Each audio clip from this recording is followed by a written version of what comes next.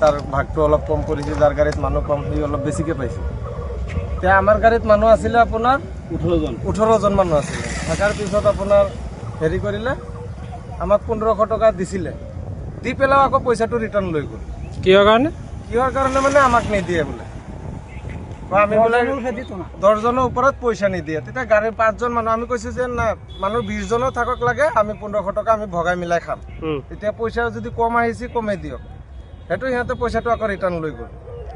পইচাটো নিয়াৰ পিছত এতিয়া আমি কি কৰিম, ঘূৰি আকৌ ঘৰৰ ওচৰত বৰচলালৈকে গাড়ীটো আহিছে। তেতিয়া আমি পইচাটো আমি খুজিছোঁ, পইচাটো খোজা কাৰণতে তহঁতে কোনে মাতিছে, বাল ছিঙিবৰ কাৰণে কিয় আহিছে তহঁতে, সেইটো পিছত এতিয়া আমি কোনে কৈছে, এইটো ইব্ৰাহিমে কৈছে, কংগ্ৰেছৰ লিডাৰ ন। আপুনি কিবা ক'ব নি? মই আৰু কি ক'ম, ইমানেই ক'ব আৰু কি ক'ম মই। সেইটো সময়তে আমি চবেই একেলগে গুচি আহিলোঁ, আধা ৰাস্তাত নমাই দিছে, গুচি আহিলোঁ। এতিয়া আমি ঘৰত গৈ আছোঁ। লিডাৰবিলাকে ভোট দিলে চৰকাৰ কৰিব, লিডাৰে কৈ আছে আমাৰ ভোট নালাগে, দৰকাৰ নাই নহয়, আমাৰ ভোট নালাগে বুলি কৈছে।